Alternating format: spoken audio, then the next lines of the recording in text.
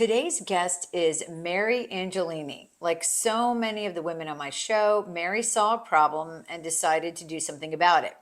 After high school graduation, Mary's daughter Gabi was unable to get a job. Literally, no one would hire her. No one could see what she had to offer, just her Down syndrome. Mary and Gabi were determined to help shift the conversation from disabilities to special abilities, neurodiversity, and the power of inclusion. What began in 2017 as a small coffee company has now grown into include a full-scale packaging, assembling, labeling, and shipping company. Today, Gabi's Powered by Special Abilities is an award-winning nonprofit organization and has a team of more than 45 people with special abilities, including blindness, autism, Down syndrome, and more. Mary, welcome to the program. Thank you for having me, Amanda. So you basically took a simple concept that your daughter was having trouble getting a job. You saw a problem, and then you created this whole thing. I mean, an empire basically. So let's back up to that moment when Gabi was graduating and you were trying to figure out, what was next for her. Tell me about the frustration, first of all. Oh, it was very frustrating. She was currently working as a bagger at a local grocery store, and they would only give her 4 hours a week. So we started, practicing her skills for interviews. We got dressed up. We went on a bunch of interviews, and they just kept saying no, no, no. And her self-esteem was plummeting. And I'm like, well, what is going on here? Why are they saying that they're not even giving her a chance? The last straw was the smoothie bar at a fitness center, and they said, no, she would be too slow at the job. I said, well, did you try her behind the counter making smoothies? And they said, no. I said, so you just assumed. So that was just a big wake-up call. It was like, everyone is just going to assume she can't do anything. So let's start our own company. And you're a mama bear, obviously. Yeah. You're defending her, but also uplifting, right? I mean, Right. that's a big part of it. Were you working at the time? I mean, did you have any experience owning a business yet? No experience at all. No, I was working as a church secretary, since she went to kindergarten. So no, I had no experience whatsoever. So this was like, okay, I'm just going to jump off the cliff and see how it goes. Right, totally jump off the cliff. And so she wanted to own a restaurant. I said, I don't think I could do a restaurant. So I took her down to Wilmington. Biddy and Bo's coffee shop had just opened in 2017, and I said I could do a coffee shop, and she said, all right, let's do it. So we came back. We met with Larry from Larry's Coffee. He loved her and made a special blend of coffee for her that's still available in stores, and went from there. So let's back up again. Tell me about Gabi, about her personality growing up, and how you kind of obviously had dreams for her about what she might be able to do.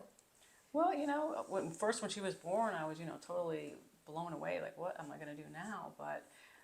And then I had a child after her, and I'm like, oh, dear God, what are you doing to me?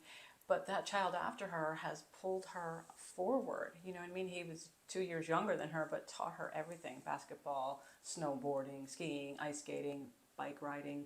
So she was doing everything he could do. So I'm like, well, she's got potential here. She's not just sitting on the couch. Let me do it, and let me do it better than him. So it gave me confidence in her that, she's going to have a good life. And you have a big family. You have how many children? 5 boys.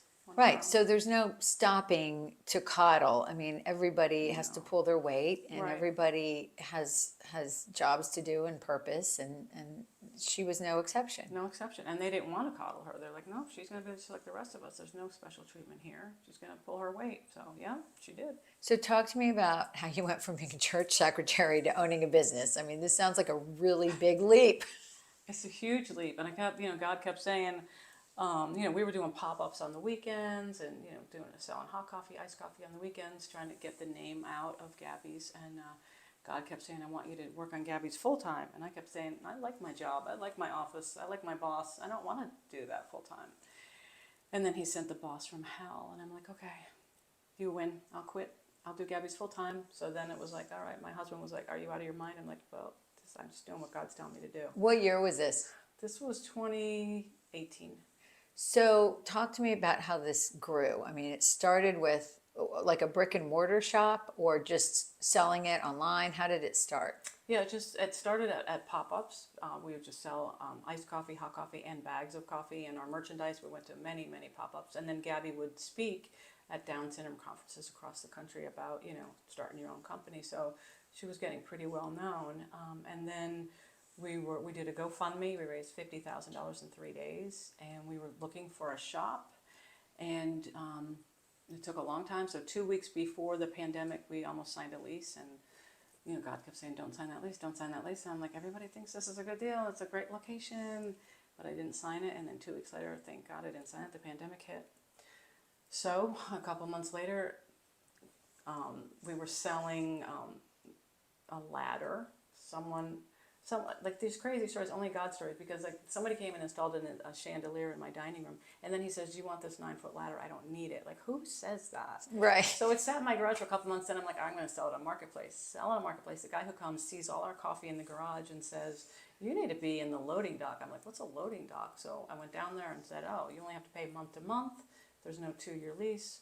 So I went and looked at it, and God's like, "I want you to go there." I'm like, "You want me to go in a locked warehouse in a locked cage with my coffee? Like, this doesn't make any sense." I'm like, "Fine, I know how to do crazy when he tells me to do crazy." So I'm standing in the cage. I'm like, "Okay, I'm here." And I look out at the tables that people were using, and they were packaging for Murphy's Naturals mosquito sticks, making the boxes, putting the mosquito sticks in all day long. I'm like, "Oh, I can get people to do that." I knocked on Murphy's door. I'm like, "I got people that can do this, and they won't be on their phone all day." He goes, "Okay, I'll give you a chance." Another God thing, a kid across the street was doing landscaping. He's like, "Oh, I know your daughter Gabi. We went to school together. Justin, autistic." He's like, "I don't like working outside. I want to work inside." I'm like, "You're hired."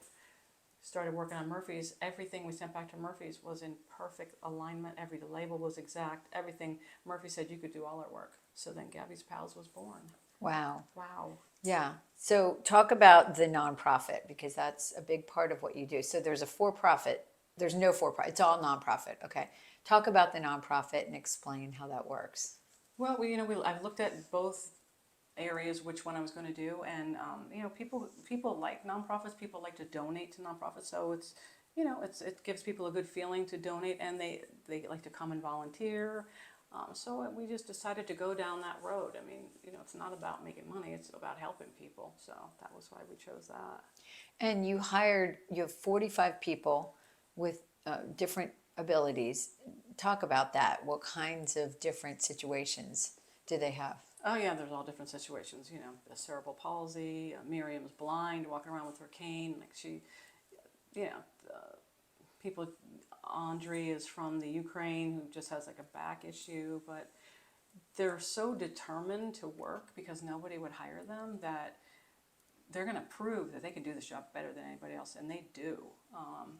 It's just fun to see them, and the parents come in crying all the time. Like, "You have no idea how you've changed my child's life." Like, they were just sitting on the couch with nothing to do, and now they come to work. They have a purpose. They go out to lunch. They have friends. Like, it's like a family there. I mean, 80% of people with special abilities are unemployed, sitting home, and we're about to change that. And I'm hearing more and more about organizations that are hiring people with special abilities, like the one you mentioned in Wilmington. And then we have one around the corner from here, 321 Coffee. Yep. It feels like there's kind of maybe a little bit of an opening now, like a little bit more understanding that people who have different abilities aren't unable to work, that they are able, in fact, are hard workers, care about what they do, very teachable. And there's got to be just a pride when you hire somebody and they do a good job. Yeah. And they've never had a job. No, they love it. Or the ones that do have had a job, they tell you horror stories of how people treated them. You know what I mean? If they were in a bad situation. So, but I think, like you said, it's changing. People are happy. Companies come to us all the time, say, "We want to hire somebody from your team to work out." We've got 4 people work out at Peter Millar every day, and a couple other companies, Kymanox. So it's changing, which is awesome. Yeah, and they're fun. And the companies come and volunteer with us all the time and just love working with them. Repeat, they come all the time. They want to hang out with them. So it's good. What this podcast is about women transforming their lives, especially women of a certain age. And a lot of us do things in our lives because of our family, right? And so you don't always get to choose your path or your career. But it sounds like, in a way, your family needs and responsibilities kind of coincided with a career for you. I mean, that you didn't expect, right? Totally. Yeah, totally. When the kids come into, from those high schools and stuff, I tell them, "You might be on a path that's going down this way, but just be open because that path might take a left turn and it might be better than you've ever expected. This is the best job I've ever had. I mean, these guys make me laugh all day long. They're fun. And it's so purposeful too. I mean, it's, you know, a lot of people complain about not finding purpose in life. This Right. is such a purpose. Yeah, it's true. It's my why. Yeah, for sure. And how old is Gabby now? 26. Okay, and so still your right hand woman. She is. She's my best friend. She's awesome.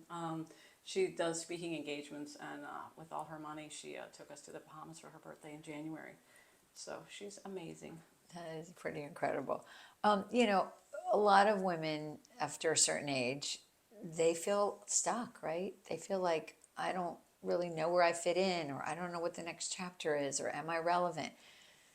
What would you tell women in those situations? Because it's sometimes hard to believe that transformation is possible, but clearly you've done it. I mean, you didn't intend to do it, but it happened. Yeah, it's definitely possible. I mean, whatever, just start walking down that path. Just start going after something. Go volunteer somewhere. Go meet people. You know, just open up your life, and God will direct those steps to where you're supposed to be. Do you think sometimes like Gabby is in my life for a reason? Like she's the daughter I was supposed to have. Absolutely. Yeah. In the beginning, I was like, what is going on here? But for sure, I mean, she's changed so many lives. She was definitely here for a purpose. Yeah. And I'm glad I helped her. Anything else you want to do with your company? I mean, tell me exactly where you guys are right now. So you do the packaging, you do the selling of the coffee. Do you do actual selling of like, do you have a storefront? We don't have a storefront. So the coffee part of the business is about 10% of the business. The other 90% is packaging for other companies like Peter Millar, Murphy's, Good Dirt, you know, AmerisourceBergen, whatever they need, we do for them. We have about 25 companies we work with. So we want to double that. We're currently going to move from the loading dock to Beluco over by the fairgrounds at the end of April. And we hope to double our workforce there as well. We've got a bigger space and we want more clients and more employees. So it's going well. It's going very well. Yeah, yeah. And I guess it's also really special to do something like this with your daughter. Right, right. Can't beat that, right? She's awesome. What are some of the stories that like, I mean, you've heard from parents or some of your employees about what this has meant to them? You know, we've interviewed them many times, and the key theme is like, I love working here. I love being with my friends. This has changed my life. Just to see them, you know, when you're interviewing them, they walk in with their head down thinking, yeah, here we go again, not going to hire me. And then when you tell them they're hired, you know, they get a little bit higher up. And then when they start coming in every day, and then you know, they're learning how to punch in on their phone and on the clock, or they order food from an app and they get it delivered that they've never done before, or they walk around the corner to a restaurant with their friends, or they go bowling, or we go out. Like, you see their head like standing up, like their confidence is back, and you've got that sense of pride in their eye that they're giving back to the community like they always wanted to. Now you're growing your company, but anything else on your bucket list, like your personal bucket list? That's something that you want to do that you haven't done? Not really, no. It's pretty good. Yeah, You've done it. I think I've done it. Yeah, I mean, I would like to grow Gabby's. You know, I'd like to go across the southeast with Gabby's, because not just Raleigh. Yeah, so just kind of really Keep going. Yeah. Okay, that's fantastic. Sustainable and scalable. How can people follow Gabby's and learn about what Gabby's is doing? They can go to our website, powered by Gabby's 1B. We're on Insta, Gabby's Raleigh. We're on Facebook, LinkedIn. Yeah, come and volunteer with us. We'll have a good time. Okay, well, I will make sure that all of that is in the show notes, because we want to make sure that, you know, we let people know that that you guys are here and that you would love to have them come help out. Yeah. So thank you so much for doing this. Thank you. And I want to point out, I like to help uplift other women and their businesses. So this is a friend of mine's. Her name is Mary Alice. She's on Instagram, The Dizzy Hue, and this is called Sunset. So I will put that in the notes, but it's DIZZYHUE. And if people are interested in her notes, in her art, I would love for them to check it out. So this is just a really cool piece. And she has many more that I'm going to feature on the It's show. gorgeous, absolutely gorgeous. I thought you did it. No, no, I'm not that talented. Writing is my thing, not Okay. art, not Just art. gorgeous. Well, thank you so much for being here thank you. today. Really appreciate it. Thank you so much. Appreciate you.